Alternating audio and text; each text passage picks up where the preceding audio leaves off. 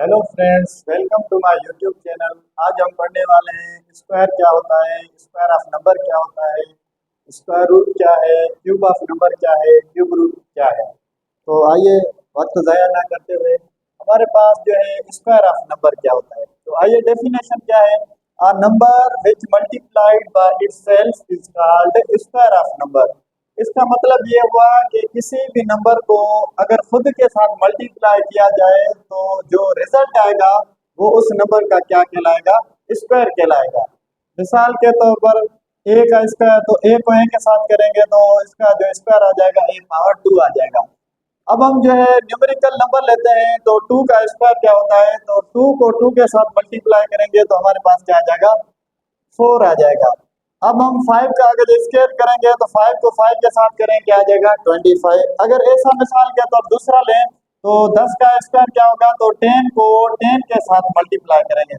ऊपर हमने डेफिनेशन देखी है कि number which multiplied by itself, मतलब खुद को खुद के साथ, यानी 10 को 10 के साथ मल्टीप्लाई करेंगे तो हमारे पास क्या आ जाएगा, 100। और 10 का जो स्क्वायर कहलाएगा वो क्या हो जाएगा, 100 हो जाएगा। ऐसे ही मिसाल के तौर पर 9 का स्क्वायर करेंगे तो 9 को 9 के साथ मल्टीप्लाई करेंगे तो हमारे पास 81 आ जाए 81 आ जाएगा, और 9 का जो स्क्वायर है वो क्या आ जाएगा, 81।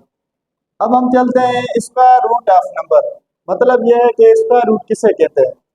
Reverse process of a number is called square root. अगर हम स्क्वायर का रिवर्स प्रोसेस करेंगे तो हमारे पास क्या आ जाएगा, स्क्वायर रूट आ जाएगा। मिसाल के तौर पर 25 का जो स्क्वायर रूट होता है वो हमारे पास क्या है, 5 है। 64 का जो स्क्वायर रूट है 8 है। 81 का जो स्क्वायर रूट है 9 है। अब ये हमने जो है, ये तो हमें पता चल गया कि 25 का स्क्वायर रूट 5 है और 64 का स्क्वायर रूट 8 है।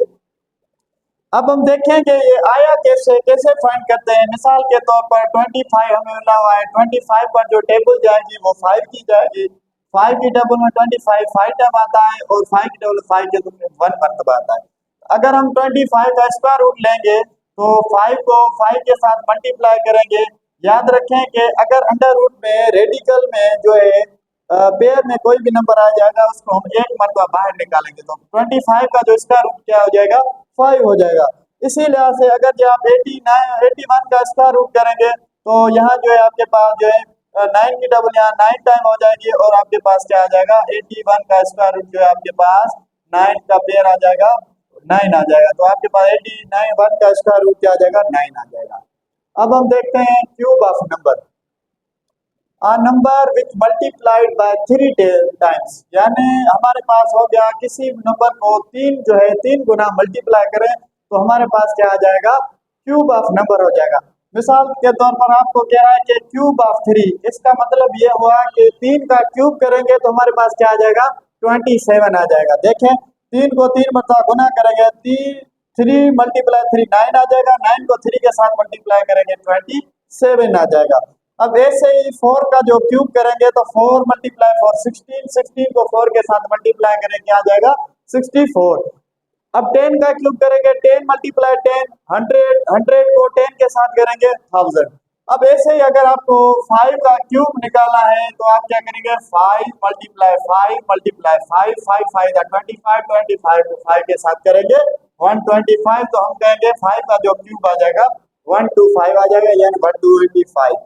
अब हम देख रहे हैं cube root of number. Reverse process of cube is called cube root. पहले हमने ऊपर देखा है कि क्यूब रूट स्क्वायर रूट जो होता है वो स्क्वायर का रिवर्स होता है, ऐसे ही जो है क्यूब रूट भी किसका रिवर्स है, क्यूब ऑफ नंबर का। अब देखें 27 का जो क्यूब रूट है वो 3 है, 64 का क्यूब रूट क्या है, 4 है, और आपको कहा है 125 का क्यूब रूट क्या है, 5 है। ठीक है, अब यहाँ आपको क्यूब देना, ये हमारे पास होती है इंडेक्स। अब हम ऐसे कुछ एग्जांपल देखेंगे कि क्यूब जो है रूट को फाइंड कैसे किया जाता है, स्क्वायर रूट को फाइंड कैसे किया जाता है। अब देखिए हम एग्जांपल एक देखते हैं।